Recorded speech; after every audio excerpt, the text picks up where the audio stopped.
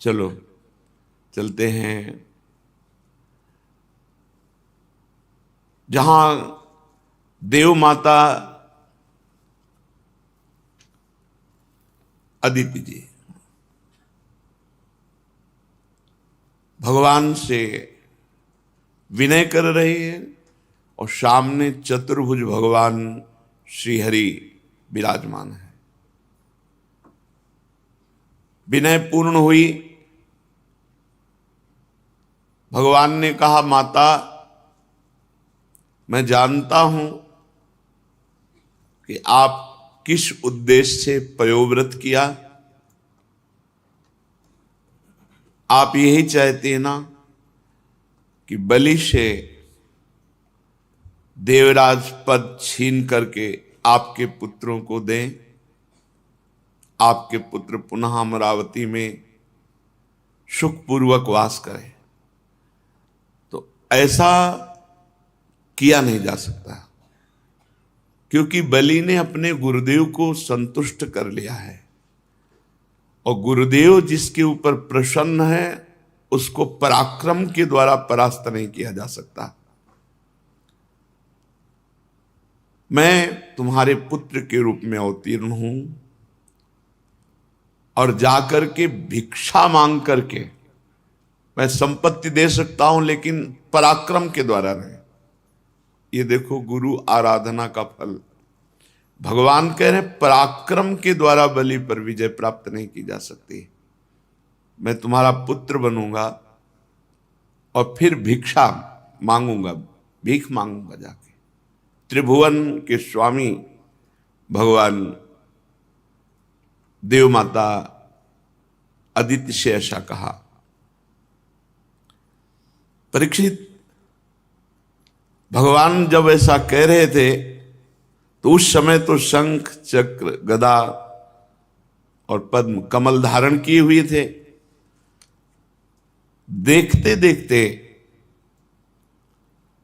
भगवान वामन के रूप में प्रकट हो गए। भगवान का जो भी अवतार होता है सब दिव्य चिदानंदमय होता है, पार्थिव नहीं है। अद्भुत रूप भगवान का वामन रूप, वामन छोटा रूप। कश्यप जी के घर का अंधकार नष्ट हो गया, दिशाएं निर्मल हो गई, नदी और सरोवरों का जल स्वच्छ हो गया। सबके हृदय में एक आनंद की बाढ़ आ रही है। सब ऋतुएं एक साथ प्रकट हो गई। स्वर्गलोक, अंतरिक्ष, पृथ्वी, देवता, द्विज, गौ, पर्वत, सबके हृदय में आनंद का उल्लास है। भगवान वामन जिस समय प्रकट हुए उस समय चंद्रमा श्रवण नक्षत्र पर थे। भाद्रपद मास के शुक्ल पक्ष की श्रवण नक्षत्र वाली द्वादशी थी। अभिजीत मुहूर्त में भगवान का जन्म हुआ।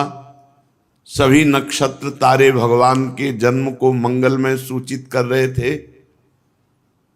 जिस तिथि में भगवान का जन्म हुआ था उसे विजया द्वादशी कहते हैं। जन्म के समय सूर्य आकाश के मध्य भाग में स्थित थे।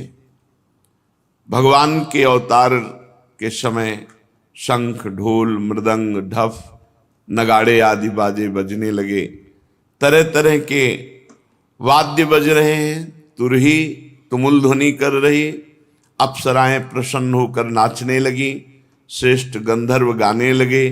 मुनि, देवता, मनु, पितर, अग्नि स्तुति करने लगे। सिद्ध, विद्याधर, किम पुरुष, किन्नर, चारण, यक्ष, राक्षस, पक्षी, मुख्य मुख्य नागगण और देवताओं के अनुचर ये नाचने गाने एवं भूरी भूरी प्रशंसा करने लगे। देव माता अदिति के आश्रम को पुष्पों की वर्षा से ढक दिया।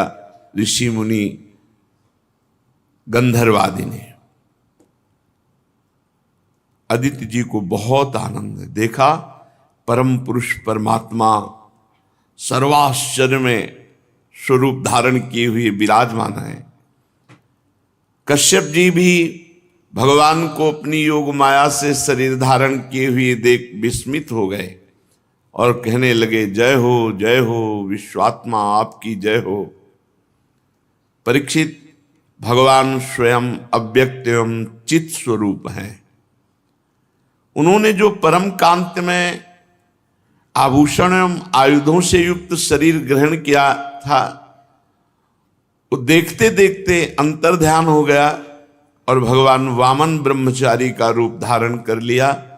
ठीक वैसे ही जैसे कोई नट अपना वेश बदल ले, क्योंकि नट नागर अद्भुत लीला विहारी भगवान हैं। भगवान को वामन ब्रह्मचारी के रूप में देखकर महर्षियों को बड़ा आनंद हुआ।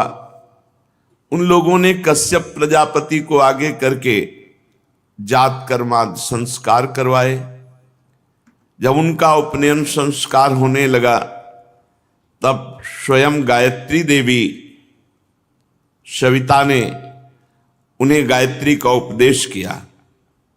देवगुरु बृहस्पति जी ने यज्ञोपवीत और कश्यप जी ने मेखला, पृथ्वी ने कृष्ण मृगचर्म, वन के स्वामी चंद्रमा ने दंड और माता आदित्य ने कौपीन कटिवस्त्र और आकाश ने वामन वेशधारी भगवान को छत्र दिया। अविनाशी प्रभु को ब्रह्मा जी ने कमंडल दिया, सप्तऋषि ने कुश दिया, सरस्वती जी ने रुद्राक्ष की माला समर्पित की। इस रीति से वामन भगवान का प्रकट होना और तुरंत उपनयन संस्कार होना। यक्षराज कुबेर ने उनको भिक्षा का पात्र दिया और जगत जननी अन्नपूर्णा भगवती उमा ने स्वयं भिक्षा दी। वटु वेशधारी भगवान वामन का सम्मान इस तरह से सब बड़े महाजनों ने किया। ब्रह्म ऋषियों से भरी हुई सभा में अपने ब्रह्म तेज के कारण अत्यंत शोभायमान हुए वामन भगवान। भगवान ने स्थापित प्रज्वलित अग्नि को कुशों से परिसमूहन और परिस्तरण करके पूजा की, हवन किया, जो ब्रह्मचारी का नियम होता है।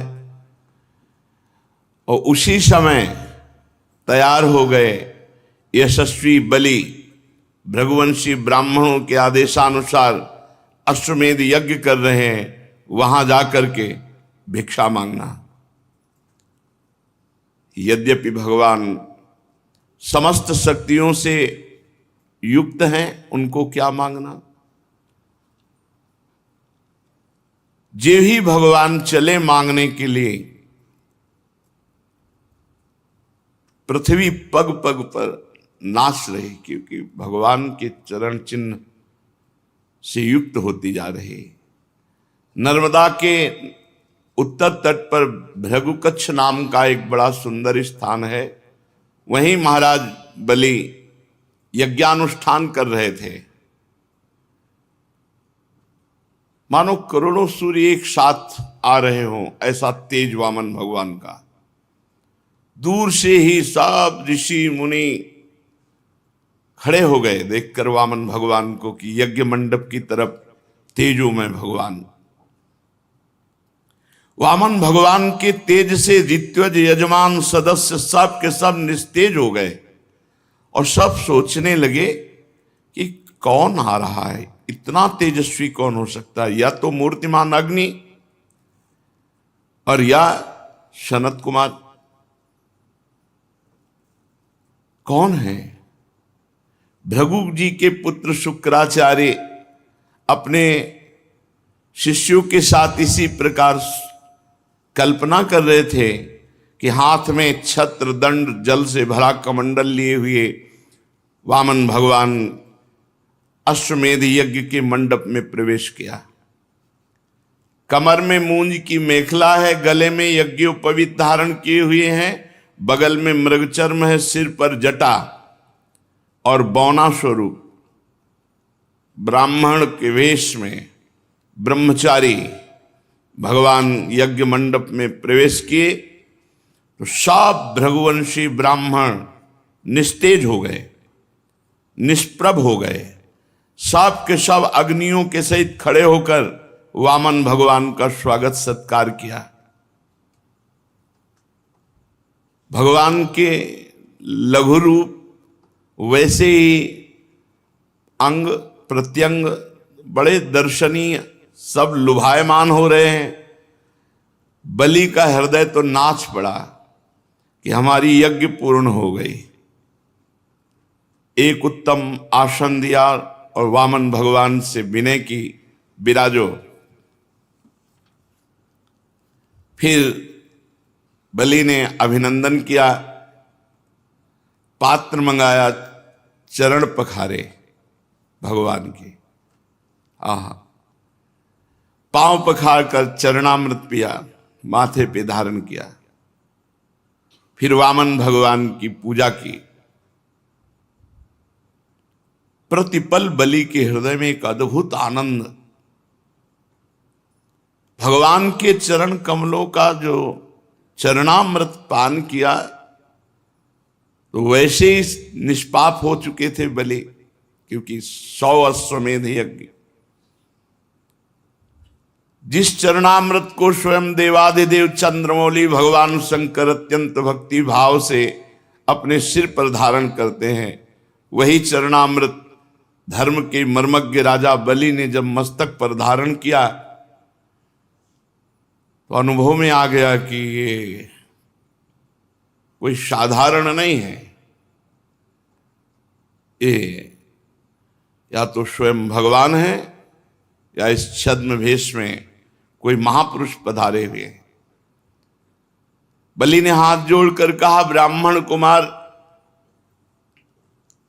स्वागतम ते नमस्तुभ्यम ब्रह्मन् किं करवाम ते ब्रह्मर्षीणां तपः साक्षान् मन्ये त्वार्य वपुर्धरम्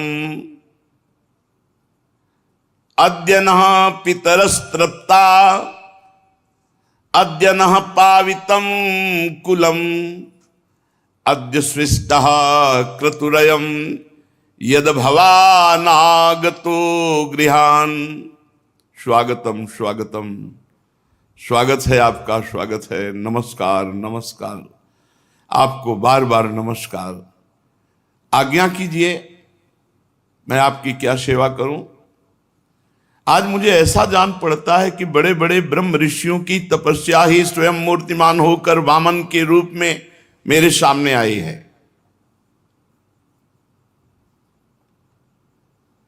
आज मैं धन्य हो गया, आप यहां पधारे, आज मेरे पितर तृप्त हो गए।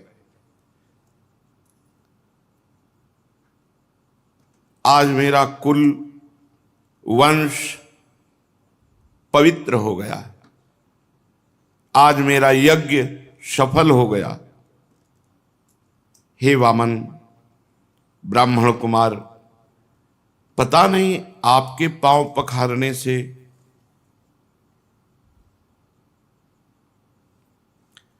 बड़ी बड़ी विधि पूर्वक यज्ञ करने पर भी जो आनंद नहीं आया, वो आनंद आपके पांव पखारने से आया। आज मुझे सब फल मिल गया। ये नन्हे नन्हे चरणों का धोवन हमारे हृदय में एक अद्भुत आनंद प्रकट कर रहा है। हे ब्राह्मण कुमार, ऐसा जान पड़ता है कि आप यहां ऐसे ही नहीं आए, कोई उद्देश्य से लेकर आए। क्योंकि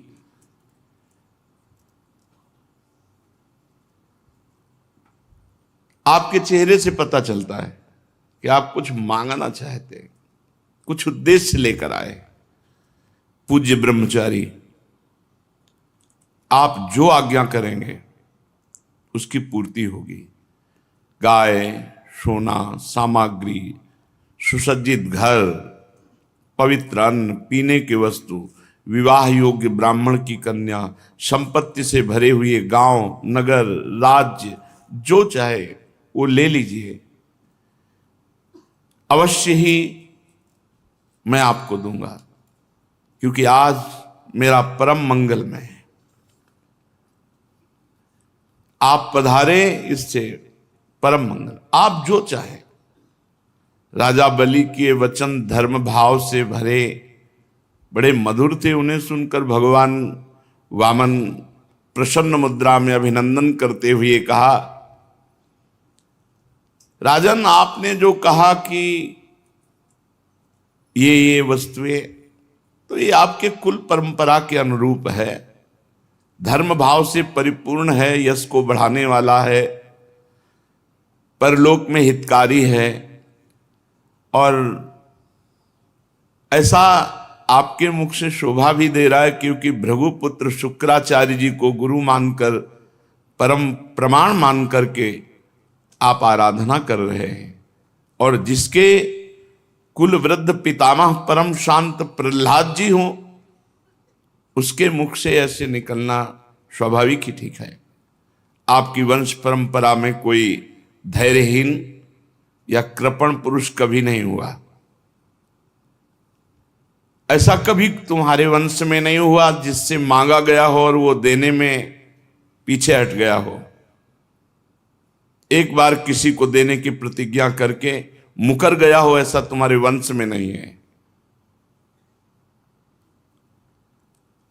दान के अवसर पर याचकों की याचना सुनकर और युद्ध के अवसर पर शत्रु की ललकार सुनकर मुंह मोड़ लेने वाला कायर आपके वंश में कोई हुआ ही नहीं है।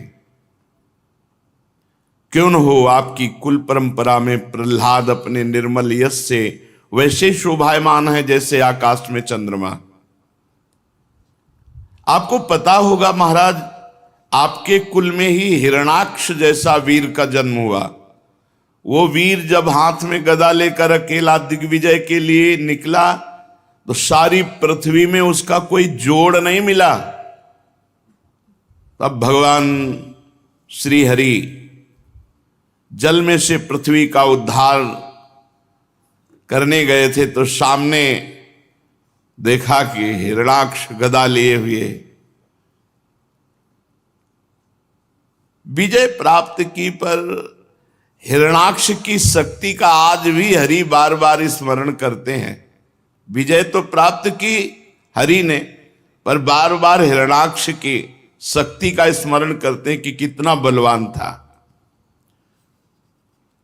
और महाराज, आपके ही वंश में हिरण्यकश्यप हुए। जब हिरणाक्ष के वध का हिरण्यकश्यप को भारी क्रोध में आकर के बैकुंठ में आक्रमण कर दिया। सोचो, बैकुंठ में आक्रमण कर दिया।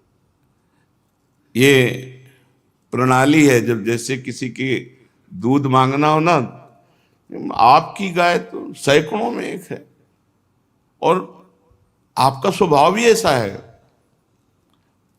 ऐसा स्वभाव नहीं देखा गया जैसा, मतलब उसको इतना बढ़ा के, उसको इतना पुष्ट करके, आपके वंश में कोई ऐसा हुआ ही नहीं जो एक बार कह दे देंगे और फिर मुकर जाए। पूरा पुष्ट पक्का भगवान कर रहे हैं। अब देखो, है तो बलवान हिरण्यकश्यप, लेकिन है तो बहिर्मुख ना। उसने भगवान पर आक्रमण करना चाहा, भगवान उसके हृदय में बैठ गए। वो बहिर्मुख बाहर घूमता रहा, वो भगवान उसके हृदय में रहे, वो जान नहीं पाया। महाराज बलि, आपके वंश में एक से राजन, आपके पिता विरोचन बड़े ब्राह्मण भक्त थे। यहां तक कि उनके शत्रु देवता ने ब्राह्मणों का वेश बनाकर उनसे उनकी आयु का दान मांगा, और उन्होंने ब्राह्मणों के छल को जानते हुए भी अपनी आयु दे डाली। आप भी अपने वंश का ही, और शुक्राचार्य जी आपके गुरु, प्रहलाद जी आपके पूर्वज, बड़ा यश आपके, भगवान बड़ाई किए जा रहे हैं। मुंह मांगी वस्तु देने वालों में आप श्रेष्ठ हैं। तो आपने कहा जो इच्छा हो सो मांग लो। तो देखो हम बहुत संतुष्ट ब्राह्मण हैं, संतोषी ब्राह्मण। हमको तो केवल अपने 3 पग पृथ्वी चाहिए, उतने से काम चल जाएगा। 3 पग पृथ्वी वो थोड़ी सी है। अपने पैरों से हम 3 डग केवल नापेंगे, उतनी पृथ्वी देव। बहुत जोर से सब सभा और बलि जी भी हंस दिए। बोले ब्राह्मण कुमार तुम किससे बात कर रहे हो? त्रिभुवनपति से बात कर रहे हो। तुम वैसे जब बात करते तो लगता है ज्ञानियों में श्रेष्ठ कोई बात कर रहा है, पर अभी बच्चे हो तुम। फिर तुमसे कह रहा हूं, नगर का नगर मांग लो, राज्य का राज्य मांग लो। तुम अभी समझ नहीं पा रहे हो कि तुम क्या मांग रहे हो। महाराज बलि से 3 डग केवल भूमि। अरे मैं तीनों लोकों का एकमात्र अधिपति हूं, द्वीप का द्वीप दे सकता हूं। जम्बू द्वीप मांग लो, पूरा द्वीप दे दूं। मैं बहुत प्रसन्न हूं और तुम मुझसे 3 डग भूमि केवल। ब्रह्मचारी, मेरा एक स्वभाव है, मेरे यहां जो मांगने आ गया उसको कभी जीवन में दूसरी जगह मांगना ना पड़े, इतना मांग लो।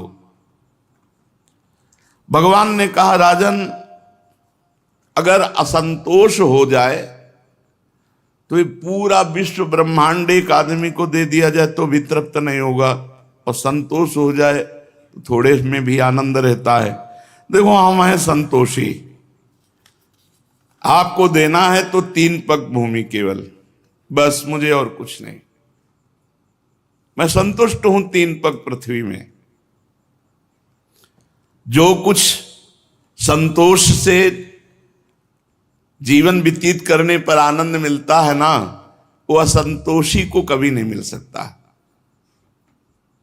असंतोषी का हृदय जलता रहता है और संतोषी का हृदय शांत शीतल रहता है। असंतोषी जन्म मृत्यु के चक्कर में पड़ता है और संतोषी मोक्ष। वैसे तो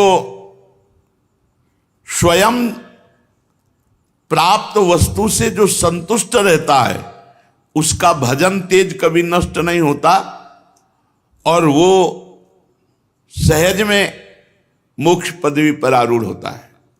कोई इच्छा नहीं, आकाश वृत्ति से स्वयं जो आए उसी से, न मांगना न कोई उपाय करना। पर हम आए हैं तुम्हारे यहां मांगने, इसीलिए मैं अपनी बात पे डटा हूं कि केवल 3 पग भूमि का आप दान कीजिए। भगवान जब अपनी बात पर डटे हैं तो राजा बलि ने कहा चलो, जिसमें तुम्हें प्रसन्नता हो उतना ही कर लो। 3 पग पृथ्वी चाहिए। जलपात्र उठाया, मैं संकल्प करता हूं। शुक्राचार्य जी सब कुछ जान गए कि अरे वामन रूप में तो स्वयं भगवान है और राजा बलि को त्रिभुवन से, जो त्रिभुवनपति पद है, उससे हटाने की ये लीला है। शुक्राचार्य जी ने कहा विरोचन कुमार बलि, सावधान, संकल्प मत करना।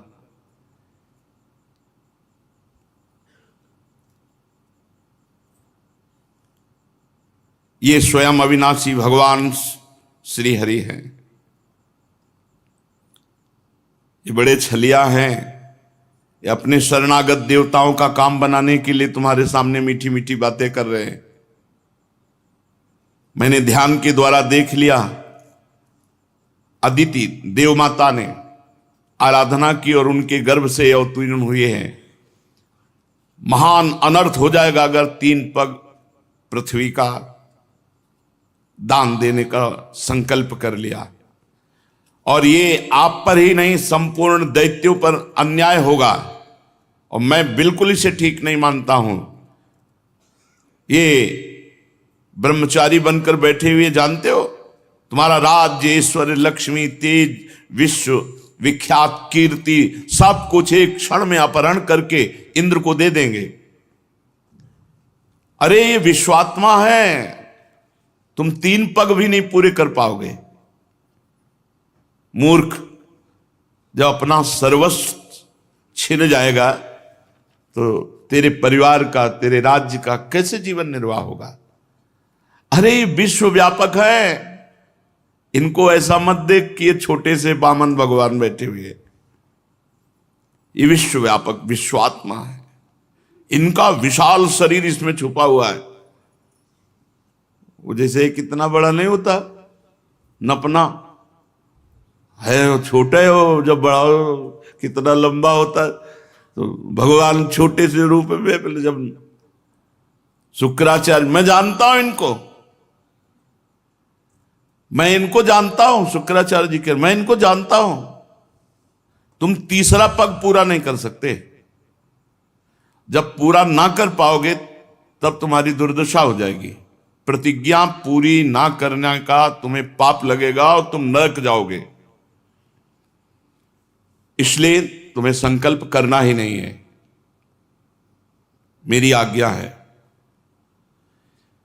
विद्वान पुरुष उस दान की प्रशंसा नहीं करते जिसके बाद जीवन निर्वाह के लिए कुछ बचे ही नहीं। जिसका जीवन निर्वाह ठीक ठीक चलता है वही संसार में दान, यज्ञ, तपस्या और परोपकार के कर्म कर सकता है। धन के 5 हिस्से लगाने चाहिए। एक हिस्सा धर्म के लिए, गुप्त, कोई जाने ही नहीं तो धर्म माना जाएगा। और एक हिस्सा यश के लिए, जो सब जाने कि हां इतना दान किया। और एक हिस्सा जिससे धन आ रहा है उस धन की अभिवृद्धि के लिए, बढ़ाने के लिए। और एक हिस्सा अपने परिवार के भोग के लिए। और एक हिस्सा आए हुए अतिथि, स्वजन, रिश्तेदार, नातेदार, पशु पक्षी, इनकी सेवा के लिए। जो अपने धन के 5 हिस्से करता है वो इस लोक और परलोक में दोनों जगह सुख पाता है। असुर शिरोमणे, यदि तुम्हें यह चिंता हो कि तुम्हारी प्रतिज्ञा टूट जाएगी तो मैं इस विषय में तुम्हें कुछ ऋग्वेद की श्रुतियों का आश्रय सुनाता हूं। श्रुति कहती है किसी को कुछ देने की बात स्वीकार कर लेना सत्य है और नकार जाना अर्थात अस्वीकार कर देना असत्य है। पर यह शरीर एक वृक्ष है, सत्य इसका फल फूल है। और जब वृक्ष ही न रहे तो फल फूल क्या करेंगे।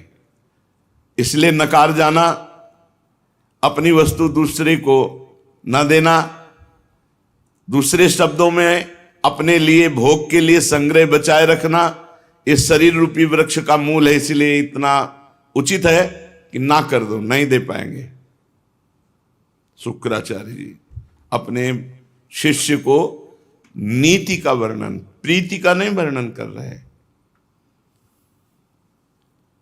हां मैं दूंगा, ये वाक्य ही धन को दूर कर हटाने वाला है, इसलिए कह दो नहीं दूंगा। याचकों को सब कुछ दे देना, स्वीकार कर लेना ही थोड़ी ठीक होता है। इसके विपरीत विचार पूर्वक कुछ थोड़ा लेने वाला हो तो दे दे, चलो भाई हमारा परिवार भी पालेगा, तुम्हारा भी काम चल जाएगा। लेकिन यहां बिल्कुल ठीक नहीं, यहां तो अस्वीकार ही करो, बिल्कुल नहीं देना, नहीं देना, 3 पग पृथ्वी भी नहीं देना। तुम्हें लग रहा हो कि झूठ बोल दिया तो देखो यहां झूठ बोलने में पाप नहीं लगता। जब अपनी स्त्री को प्रसन्न करने के लिए तो झूठ बोलने में कोई बात नहीं। शुक्राचार्य जी महाराज प्रमाण दे रहे हैं। और हास परिहास में बोला गया झूठ, किसी के प्राण बचाने में बोला गया झूठ, और किसी जीवन रक्षा, प्राण संकट, गौ ब्राह्मण, इनके हित में बोला गया, ये पापकारी नहीं होता है। अपनी स्त्री को प्रसन्न करने के लिए बोला गया, हास परिहास में बोला गया, और किसी की आजीविका जा रही है और आप झूठ बोल दो बच जाएगी तो आप झूठ बोल दो, वो सत्य का फल मिलेगा आपको। किसी के प्राण जा रहे हैं और आपके झूठ बोलने से बच जाते तो आप झूठ बोल दो, उसके प्राण बच जाएंगे। गौ ब्राह्मण के हितकर में अगर आप झूठ बोल देते हैं तो वो सत्य के समान होगा। किसी की निंदा होने जा रही है, उसका बेचारे का सर्व यश क्षीण हो जाएगा, झूठ बोल दो बच जाएगा।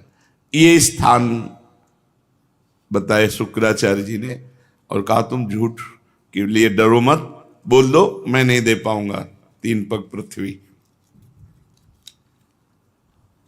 गुरुदेव बोल रहे हैं। राजा बलि ने कहा भगवान आपका कहना सत्य है, गृहस्थाश्रम में रहने वालों के लिए वही परम धर्म है जिससे उनकी आजीविका में बाधा न पड़े। परंतु गुरुदेव मैं प्रहलाद जी का पौत्र हूं। आहा, प्रहलाद जी का पौत्र हूं, अर्थात भगवान के भक्ति और भक्तों की श्रेणी में चरम अवस्था को प्राप्त महापुरुष, ऐसे महापुरुष का पौत्र होकर एक बार देने की बात कहकर मैं मुकर जाऊं, कभी नहीं हो सकता। इससे बढ़कर के कोई पाप नहीं हो सकता मेरे लिए कि वामन ब्रह्मचारी हमारे यहां मांगने आए और मैं अपने सुख के लिए कह दूं कि नहीं नहीं अब मैं झूठ बोल जाऊं कि अब आपको नहीं दे पाऊंगा पृथ्वी। महाराज, इस संसार में सबसे बड़ी बात है आए हुए अतिथि का, शरणागत का पूर्ण रूप से स्वागत करना सबसे बड़ी बात है। दधीची अपनी हड्डियों को, जीवन को दे दिया, सिवी काट काट के मांस दे दिया कबूतर की रक्षा के लिए। इन महापुरुषों ने दुष्ट प्राणों को दान कर दिया।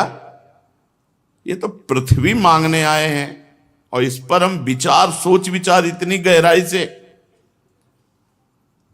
नहीं। महाराज गुरुदेव, ऐसे लोग संसार में बहुत नहीं देखे जाते जो देने की बात कह करके डटे रहें, युद्ध में जो कभी पीठ ना दिखाएं और जिनके घर से कभी भिक्षुक वापस नहीं गया, ऐसे ज्यादा नहीं देखे जाते।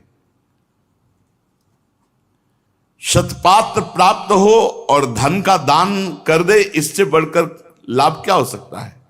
गुरुदेव, उदार करुणाशील पुरुष अपात्र याचक की कामना पूर्ण करके भले दुर्गति भोगना पड़े स्वीकार करते हैं। फिर आप जैसे ब्रह्मवेत्ता पुरुष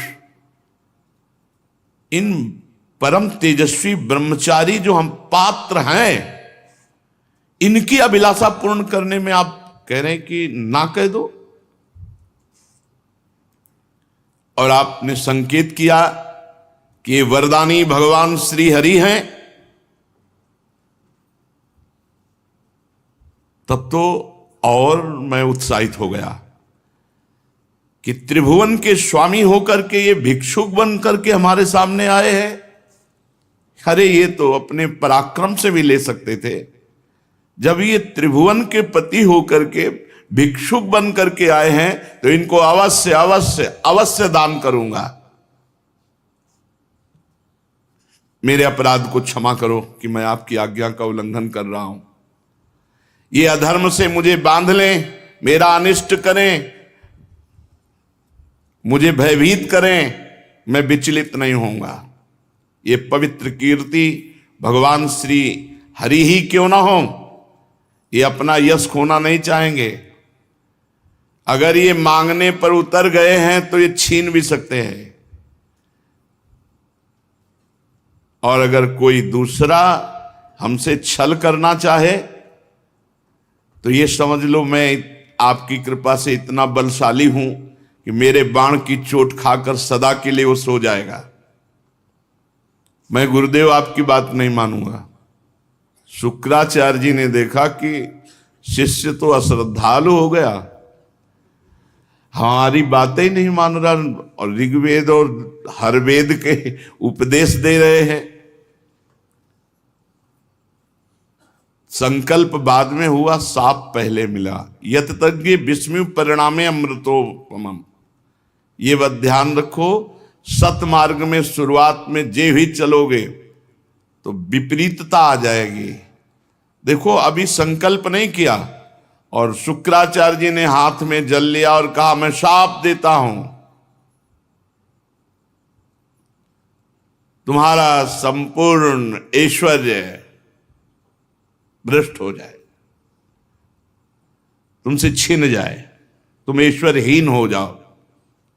गुरु की आज्ञा का उल्लंघन, सत्य प्रतिज्ञ उदार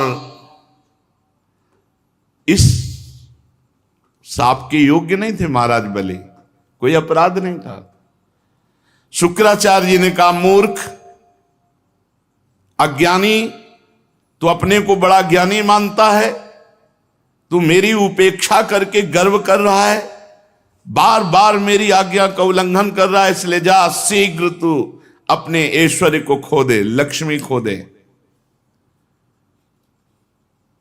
राजा बलि बड़े महात्मा स्वभाव के थे, गुरुदेव का शाप सिर पर स्वीकार किया और दंडवत की, पर वो इस बात में नहीं डिगे 3 पग पृथ्वी देने के लिए। वामन भगवान की विधि पूर्वक पूजा के हाथ में जल लेकर 3 पग भूमि का संकल्प कर दिया। उसी समय राजा बलि की पत्नी विंध्यावली, जो मोतियों के गहनों से सुसज्जित थी, वहां आई और अपने हाथों से वामन भगवान के चरण पखारने के लिए जल से भरा हुआ स्वर्ण का कलश ला कर दिया।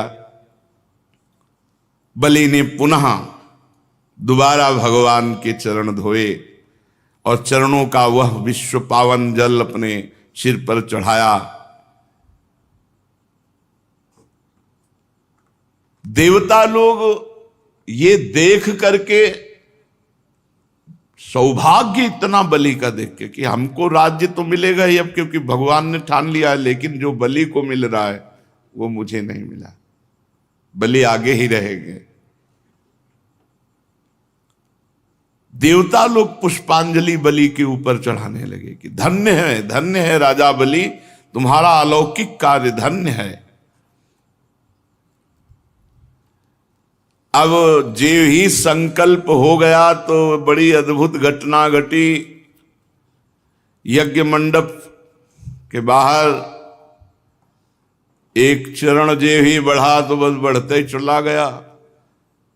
सब आश्चर्यचकित, वामन भगवान का पृथ्वी, आकाश, दिशाएं, स्वर्ग, पाताल, समुद्र, पशु पक्षी, मनुष्य, देवता, ऋषि सब समाते चले जा रहे हैं। भगवान का चरण बढ़ता चला जा रहा है।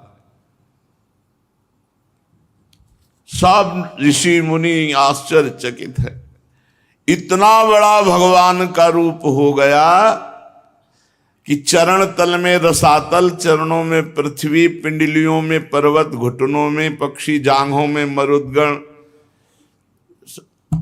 बढ़ता। भगवान के विशाल स्वरूप का कौन वर्णन करे। सर्वात्मा भगवान संपूर्ण जगत को नाप लिया। भगवान का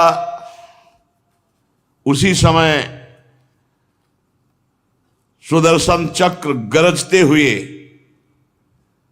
भयंकर टंकार करने वाला सारंग धनुष, पांचजन्य शंख, कौमोद की गदा, 100 चंद्राकार चिन्हों वाली ढाल, विद्याधर नाम की तलवार, अक्षय बाणों से भरे 2 तरकस लोकपालों के सहित भगवान के सुनंद आदि पार्षदगण ये सब उपस्थित हो गए।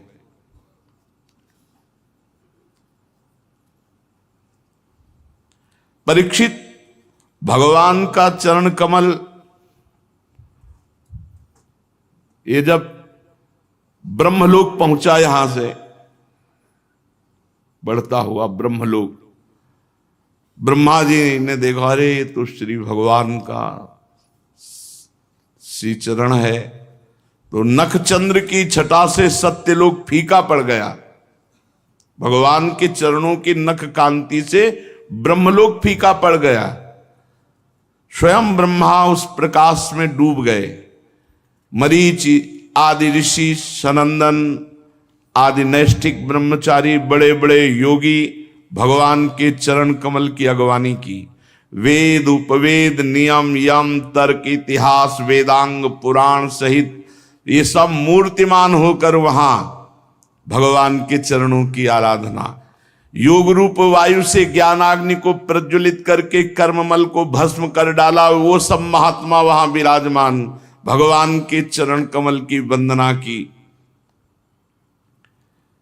इसी चरण कमल के स्मरण की महिमा से सब कर्मों के द्वारा प्राप्त न होने वाले ब्रह्मधाम की जो प्राप्ति की महापुरुषों ने, वो सब चरण की वंदना कर रहे हैं। अगवानी करने के बाद विश्वरूप भगवान के चरण का अर्घपाद्य से पूजन कर प्रक्षालन किया। पूजा करके बड़े प्रेम और भक्ति से भगवान की स्तुति की। ब्रह्मा के कमंडल का वही जल वामन भगवान के पांव पखारने से पवित्र होने के कारण गंगा जी के रूप में परिणित हुआ। आकाश मार्ग से पृथ्वी पर गिरकर तीनों लोकों को पावन करती हुई ये गंगा जी हैं। गंगा जी क्या है? मूर्तिमान भगवान के चरणारविंद की उज्जवल कीर्ति है। ब्रह्मद्रोह साक्षात ब्रह्म है। अलकनंदा, मंदाकिनी और पृथ्वी पर भागीरथी गंगा। भगवान ने अपने स्वरूप को छोटा किया, विभूतियां समेटी। तब ब्रह्मा आदि लोकपालों ने अपने अनुचरों के साथ बड़े आदर भाव से भगवान की स्तुति की। ऋक्षराज जाम्बवान जी जिस समय भगवान नाप रहे थे, उस समय मन के समान वेग से दौड़कर सब दिशाओं में भेरी बजा बजा कर भगवान की मंगल में विजय घोषणा।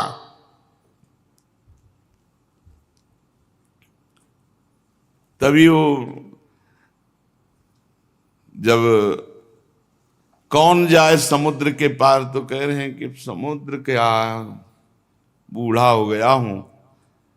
नहीं तो जितने में भगवान ने 2 पग पृथ्वी नापी थी, उतने में 7 परिक्रमा पूरे ब्रह्मांडों की, और हर जगह जय घोष वामन भगवान की जय। मन के वेग के समान, मन के वेग के समान। जैसे आप बंबई गए हो, अभी सोचो अभी पहुंच जाओगे, अभी मन बंबई की वो सीन ले आएगा जो आप देखे हो, या अमेरिका गए हो, या इतना तीव्र गति थी जाम्बवान जी की। और बहुत पुराने हैं ये, हर अवतार में है। देखो वामन अवतार में ये लीला, और रामा अवतार में वो लीला, और कृष्णा अवतार में भी लीला। जाम्बवती जी इन्हीं की तो पुत्री है। और युद्ध भगवान श्री कृष्ण से बहुत दिन जो अंदर युद्ध चला, जब जाम्बवान रग रग दर्द करने लगी तो उन्होंने कहा ऐसा पिटाई करने वाला कोई हो ही नहीं सकता दूसरा स्वामी के सिवा, कि जो हमारे शरीर में पीड़ा पहुंच जाए। तब उन्होंने कहा प्रभु आप हमारे राम जी हो। तो श्याम जी ने दिखाया राम जी का रूप, तो कहा भेंट में कन्या स्वीकार करो, ये दहेज में सिमंतक मणि ले। जाम्बवती जी वही महाभागवत जाम्बवान जी भगवान की मंगल में विजय घोषणा की। दैत्यों ने देखा, जो बड़े बड़े वीर थे कि 3 पग पृथ्वी मांगने के बहाने तो सारा त्रिभुवन ले गए। हमारे महाराज यज्ञ में दीक्षित हैं, वे कुछ कहेंगे नहीं। तो उन्होंने कहा, अरे ब्राह्मण नहीं है, ये महामायावी हरि है, ब्राह्मण के भेष में आकर देवताओं का काम बना रहा है। हमारे स्वामी यज्ञ में दीक्षित है, इसलिए इस ब्रह्मचारी वेश बनाकर आने वाले, याचना करने वाले पर आक्रमण करो। दैत्यों ने कहा, हमारे स्वामी को इसने छल लिया है। हमारे स्वामी कभी झूठ नहीं बोलते। ऐसी अवस्था में हम लोगों का कर्तव्य होता है अपने स्वामी की संपत्ति की रक्षा करना। और असुरों ने अपने अपने हथियार उठा लिए, वामन भगवान को मारने के लिए टूट पड़े। पहले ही बता दिया कि जब वामन भगवान ने अपने चरण बढ़ाना शुरू किया था तो दिव्यास्त्र और दिव्य पार्षद सब पहले उपस्थित हो गए थे।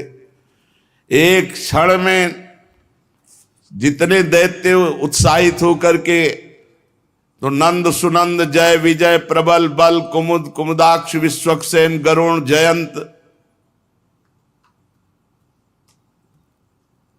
श्रुतदेव पुष्पदंत सात्वत, ये भगवान के दिव्य पार्षद संहार करने लगे दैत्यों का। जब राजा बलि ने देखा कि भगवान के पार्षद मेरे सैनिकों को मार रहे हैं, तो उनको शुक्राचार्य जी के शाप का स्मरण आया कि गुरुदेव ने शाप दे दिया है कि ऐश्वर्य भ्रष्ट हो जाओ।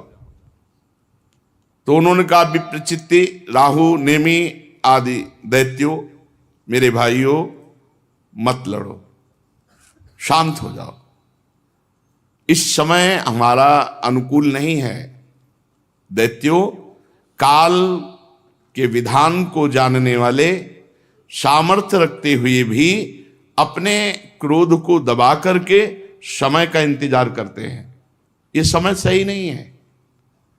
देखो, जब हमारी उन्नति का समय था तो काल हमारे पक्ष में था, देवताओं को बिना लड़े स्वर्ग छोड़कर भागना पड़ा था। आज काल हमारे प्रतिकूल है, इसलिए हमारी अवनति होनी है। बल, मंत्री, बुद्धि, दुर्ग, मंत्र, औषधि, कोई उपाय इस समय मेरा काम नहीं करेगा, क्योंकि काल हमारे अधीन नहीं। इस समय काल विपरीत है। तुम लोग चिंता मत करो, शांत हो जाओ। दैव काल जब हमारे अनुकूल होगा तब हम पुनः इंद्र पद प्राप्त करेंगे। परीक्षित अपने स्वामी बलि की बात सुनकर भगवान के पार्षद विजयश्री और दानो भाग गए। भगवान ने पक्षीराज गरुण से कहा कि बांधो इस बलि को, वरुण पास में बांध दो। ये बहुत कष्टप्रद पास होता है, प्रतिपल प्राणों को कष्ट देता है। बांध दिया गया, वरुण पास में बलि को बांध दिया। वैसे बिल्कुल विचित्र लीला है इनकी। देखो, जब केवल इनको कोई पकड़ना चाहता है कि मुझे केवल भगवान चाहिए, तब ये बात बहुत हिम्मत करके चलना है। केवल भगवान के लिए बहुत हिम्मत करनी है। गुरु ने मना किया, बलि ने नहीं माना, भगवान को दे दिया, तो प्रशंसनीय। भगवान ने आप प्रशंसा नहीं की, कहा बांधो इसको। गरुण जी को आदेश किया, तुरंत वरुण पास में बांध दिया। अब तो आकाश में समस्त दिशाओं में कि गलत है, गलत है।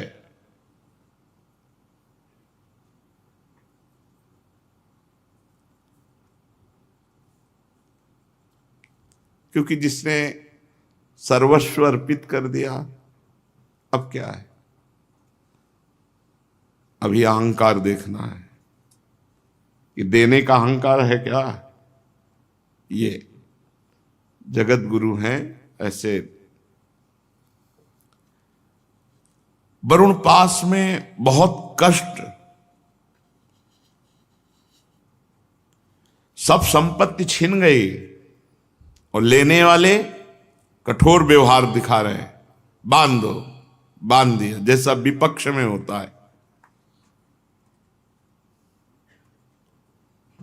भगवान ने बलि से कहा, ए असुर, तुमने मुझसे कहा था कि 3 पग पृथ्वी, तो 2 पग में हमने समस्त ब्रह्मांडों को नाप लिया। बोल अब तीसरा पग कहां से देगा? पूरा कर। जहां तक सूर्य की गर्मी पहुंचती, जहां तक नक्षत्र, चंद्रमा, किरणें, बादल बरसते, सब नप गया। तेरे देखते देखते मैंने पैर से भूलोक, आकाश, दिशाएं, स्वर्गलोक, महरलोक, जनलोक, तपलोक, सत्यलोक सब नाप लिया। बोल तीसरा पग अगर नहीं देगा तो तुझे नरक में डालूंगा।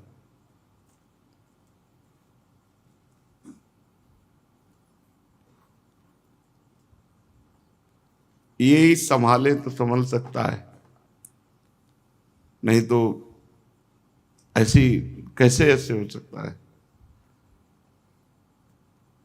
और गुरु तो तेरे प्रतिकूल हो ही गए हैं, शाप दे ही दिया है, अब अवश्य अवश्य तुम नरक जाओगे। जो दान देने की बात करके मुकर जाता है, धोखा देता है, उसके सारे पुण्य नष्ट हो जाते हैं, उसे नरक में गिरना पड़ता है। तुझे बड़ा घमंड था, मैं त्रिभुवनपति हूं, मैं बड़ा दानी हूं, मैं दूंगा, ऐसा कह के, और फिर दे नहीं पाया। अब तीसरा पग पूरा करने तुझे नरक भोगना पड़ेगा। महाराज बलि ने कहा,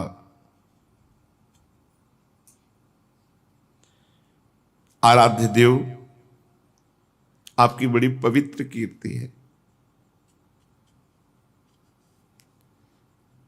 तो क्या आपने ये समझा कि मैं झूठ बोल रहा था कि तीसरा पग, 3 पग पृथ्वी नहीं दे पाऊंगा?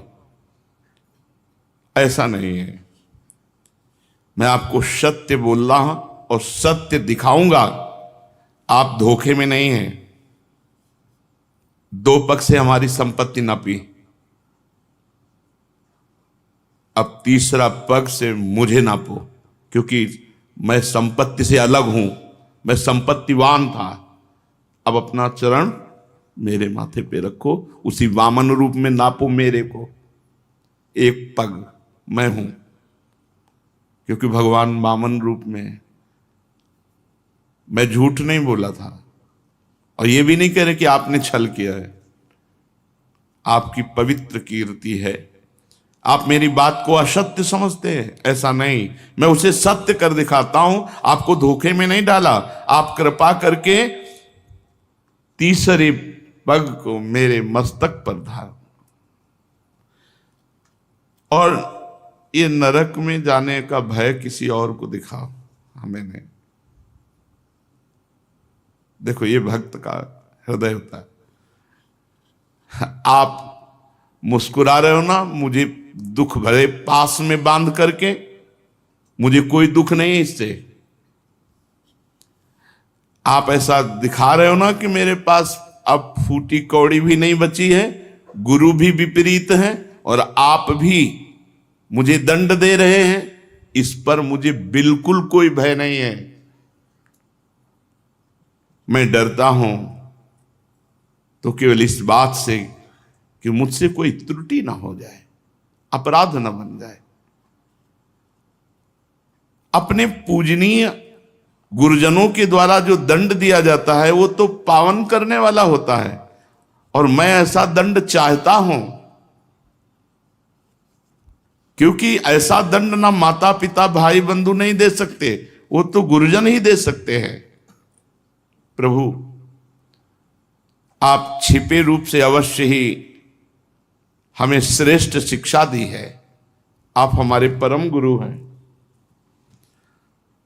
जब कोई धन से मतवाला होता है, बल से मतवाला होता है, अहंकार से मतवाला होता है, तो आप उसे ठीक करते हैं, उसको ज्ञान नेत्र प्रदान करते हैं, उसके अहंकार का नाश करके।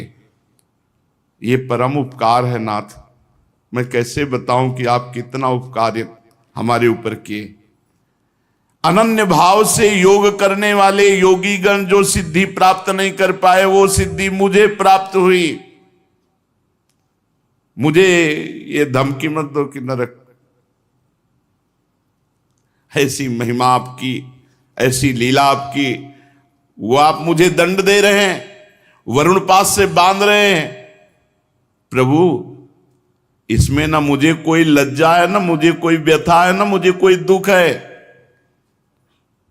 फिर कहता हूं मैं प्रहलाद जी का पौत्र हूं।